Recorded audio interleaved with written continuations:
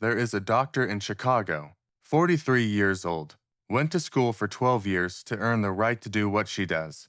Board certified, published research, the kind of person who reads a study and can immediately identify its methodological flaws. Intellectually, she is operating in the top fraction of a percent of the population.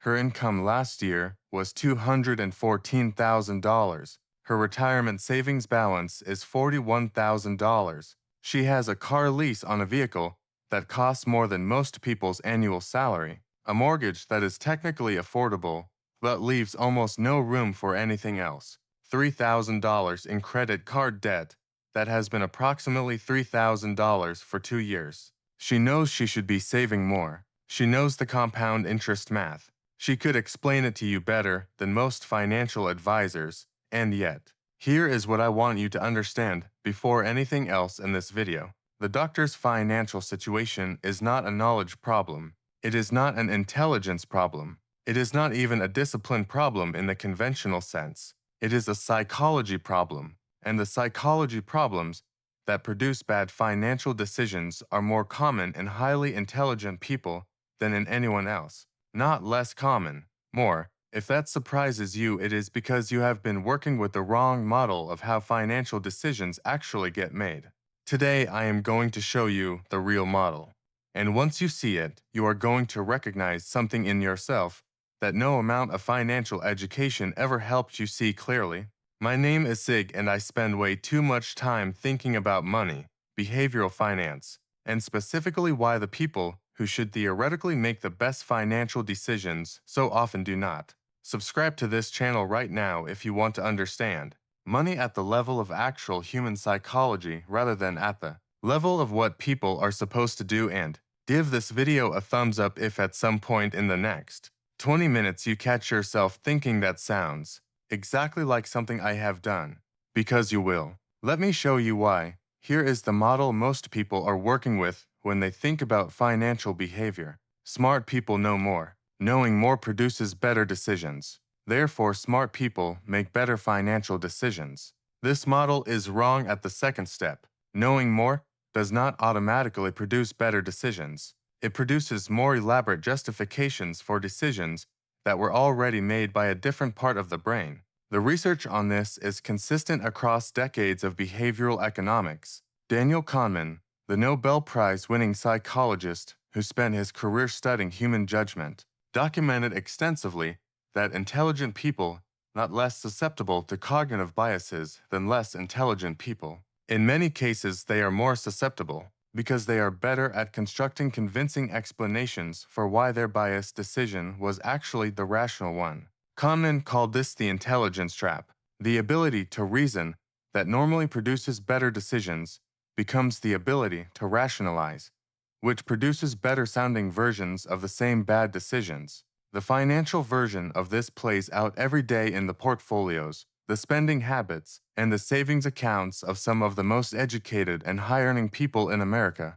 and it plays out through a specific set of psychological mechanisms that have names, that have been studied extensively, and that once you can see them, you can begin to actually address rather than just knowing intellectually that you should do better. The first and most powerful bias that affects intelligent people disproportionately is overconfidence, not generic arrogance. A specific, well-documented psychological phenomenon or high ability in one domain produces unjustified confidence in adjacent domains. The doctor who can diagnose a rare condition from ambiguous symptoms has developed a level of expert pattern recognition that is genuinely extraordinary. That same pattern recognition faculty does not transfer to picking individual stocks, but the confidence built from years of being right in medicine does transfer, and it produces financial decisions that feel calibrated and informed and are actually a different category of decision being made with borrowed confidence from a completely different skill set.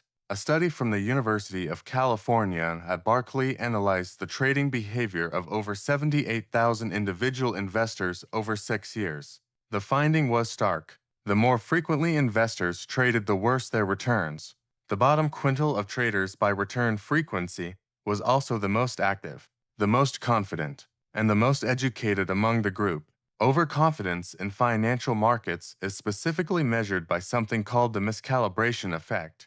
When you ask people to give a confidence interval on a financial prediction, the range within which they are 90% sure the answer falls, most people give ranges that are far too narrow. They are much more certain than they should be, and the effect is strongest in people with high measured cognitive ability. The doctor picked 3 individual stocks she had researched thoroughly last year. She was confident in her analysis. 2 of them are down significantly. The third is flat. Her 3-fund index portfolio that she contributes to automatically and ignores is up 11%. The part of her portfolio she paid the least attention to and felt the least confident about is dramatically outperforming the part she spent the most time and cognitive energy on. This is not an accident. It is the overconfidence bias producing exactly the outcome the research predicts. Here is the second bias that hits intelligent people particularly hard and that produces a financial consequence most people never calculate because it does not show up as a loss. It shows up as an absence of gain. Analysis paralysis is the tendency to delay or avoid a decision by continuing to gather and analyze information past the point where additional information improves the quality of the decision. In most domains, intelligent people are right that more analysis produces better decisions. In investing and financial planning, more analysis past a certain threshold actively produces worse outcomes because it delays the compounding that begins the moment money is invested rather than researched. Meet James, 41 years old, software engineer, has been planning to open an investment account for 4 years. He has read 11 books on investing. He follows 6 finance channels. He has a spreadsheet comparing 32 different ETFs. He knows more about index fund construction than most financial advisors. He has not invested a single dollar yet because he has not yet found the optimal entry point, the optimal fund selection, the optimal tax structure for his specific situation. In those 4 years, the S&P 500 has returned approximately 60%. If James had invested $20,000 4 years ago in a simple total market index fund, he would have approximately $32,000 today. Instead, he has $20,000 and a spreadsheet. The $12,000 gap between what he has and what he could have is not the result of making a bad decision. It is the result of making no decision, which the research consistently shows is itself one of the most expensive financial decisions a person can make. The optimal investment strategy executed with a 2-year delay dramatically underperforms a suboptimal strategy executed immediately. Smart people delay. The market does not wait. Here is the behavioral finance insight that Kahneman won the Nobel Prize for, and that explains more about bad financial decisions than almost any other single concept. Loss aversion. Human beings experience the pain of losing something at approximately twice the intensity of the pleasure of gaining the equivalent amount. Losing $100 feels roughly twice as bad as gaining $100 feels good. This is not irrational in evolutionary terms. In an environment of genuine scarcity, losing resources was more dangerous than failing to gain them. The nervous system evolved to weight losses heavily.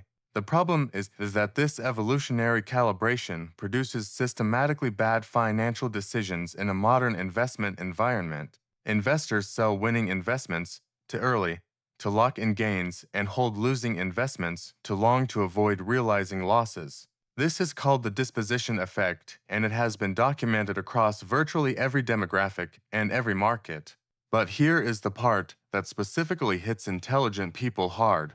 Loss aversion in intelligent investors does not just affect individual stock decisions. It affects the fundamental decision of how much risk to take in a long-term portfolio. Intelligent people who understand volatility intellectually still experience the emotional pain of a down market more intensely than average. They are more likely to check their portfolios frequently because they want to understand what is happening. Checking frequently means experiencing more losses because markets are volatile in short windows even when they trend upward over long ones. More experienced losses triggers more loss aversion responses. More loss aversion responses produce more conservative positioning than the investor's actual long-term situation warrants. The doctor has her investment portfolio allocated 60% to bonds. She is 43 years old, with a 20-plus year investment horizon before she needs this money. A standard financial planning model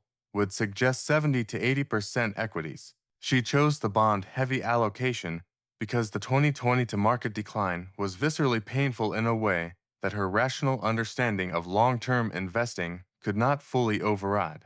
Her conservative allocation will cost her hundreds of thousands of dollars in foregone returns over the next 2 decades, not because she made a bad decision by conventional standards, because loss aversion is running a version of her financial life that her prefrontal cortex would not have chosen if it were the only voice in the room. Here is the bias that explains one of the most consistent patterns in high-earner financial behavior, and that I think will feel personally familiar to a lot of people watching this. It is called relative income thinking, and it works like this. Human beings do not evaluate financial situations in absolute terms.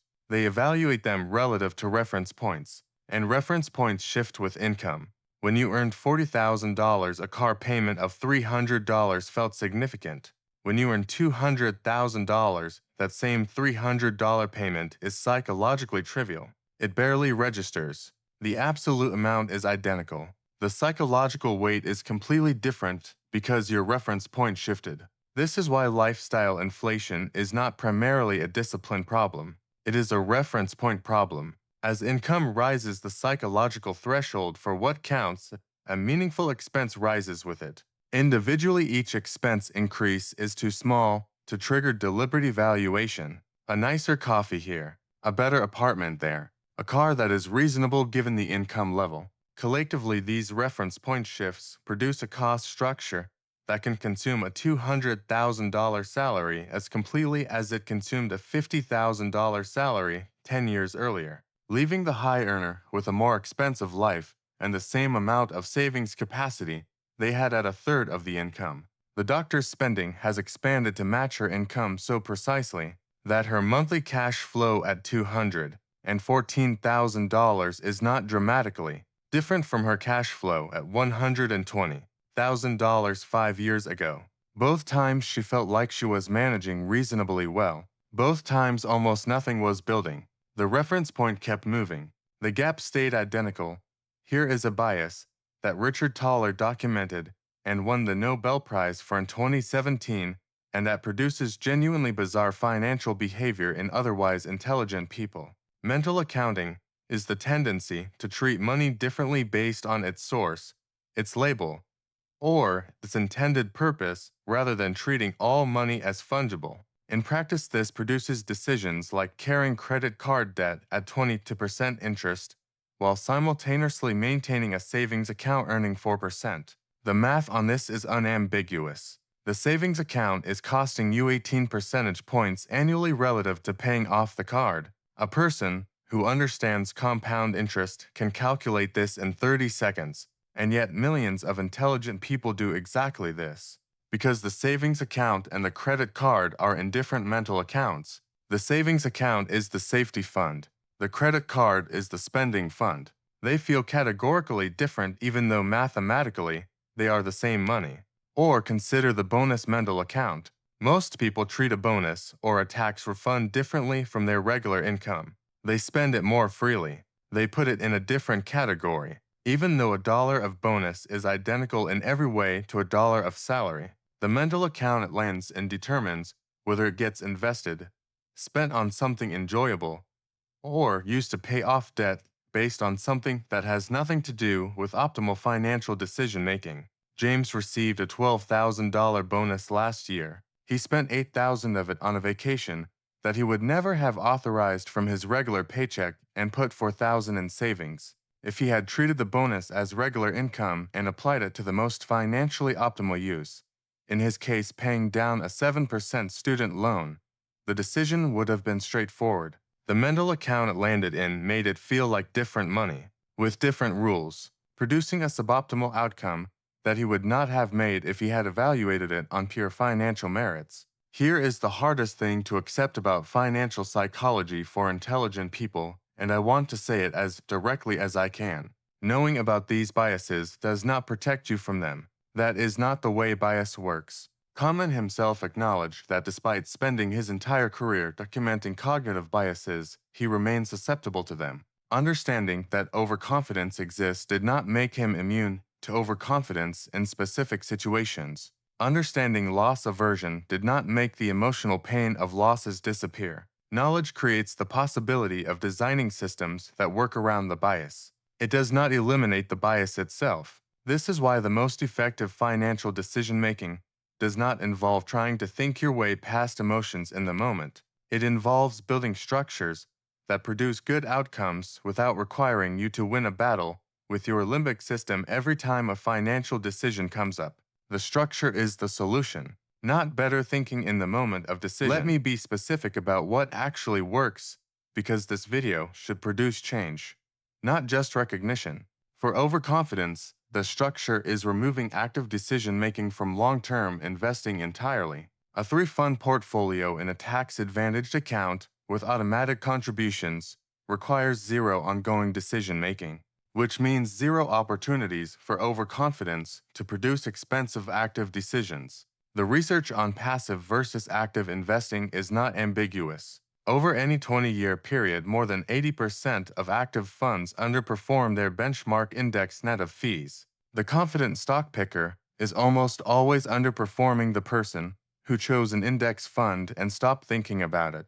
For analysis paralysis, the structure is a decision deadline combined with good enough criteria, not optimal criteria, good enough. If your investment strategy meets 3 basic criteria, broadly diversified, low cost, tax-advantaged, implement it this week, not when you find the perfect fund. This week. The cost of delay is calculable, and it is almost always larger than any benefit that additional research would produce. For loss aversion, the structure is removing the ability to monitor frequently. Check your investment account quarterly, not daily, not weekly, quarterly. Every additional check is an opportunity for loss aversion to produce a decision your rational long-term thinking would not have made. Calendar the quarterly check and close the app between reviews. For mental accounting, the structure is consolidation. Treat all money as the same money. When a bonus arrives, apply it to the most financially optimal use rather than the use that the mental account it landed in suggests. Tax refund, bonus, inheritance, regular paycheck.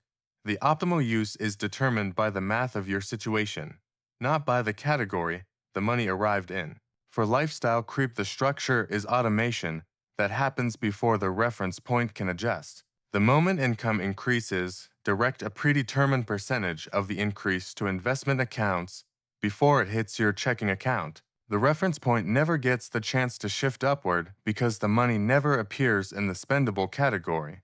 Let me come back to the doctor because I want to show you what happens when these structures are actually implemented. She read about behavioral finance. She recognized herself in the overconfidence and loss aversion description specifically. She made 3 structural changes. She moved her actively managed positions to a 3-fund index portfolio. 1 decision. Done. She increased her automatic 401k contribution from 6% to 18%.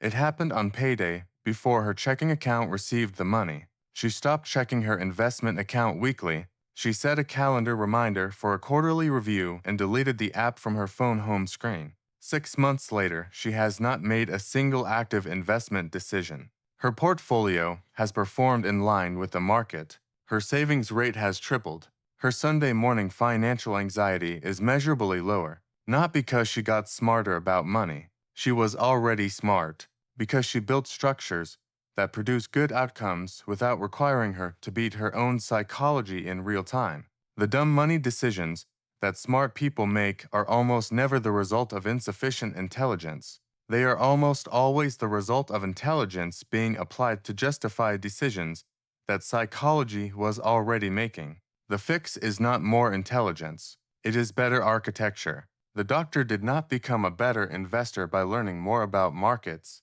She became a better investor by designing a system that did not require her to be one. Here is the thing about financial intelligence that I want you to carry out of this video. The smartest financial decision most people can make is to recognize that their intelligence is not a reliable financial instrument in real time, that the cognitive tools that make them excellent at their profession are the same tools that will construct the most convincing rationalization for a decision that loss aversion or overconfidence or mental accounting actually made. The smartest investors are not the ones who make the best in the moment decisions. They are the ones who build systems that minimize the number of in the moment decisions required, who automate contributions before spending happens, who choose simple portfolios over complex ones, who check accounts quarterly rather than daily, who apply bonuses to the mathematically optimal use rather than the most emotionally satisfying one. None of this requires extraordinary intelligence. It requires the specific wisdom of knowing where your intelligence ends and your psychology begins, and building the fence at that exact line. Now that you understand why smart people make bad money decisions, the next question is what the actual financial decisions look like that produce the best outcomes over time. In my next video, break down the exact moment compound interest starts working for you and why getting there sooner is worth more than any investment strategy you will ever find. That video is on the screen right now. Watch it next.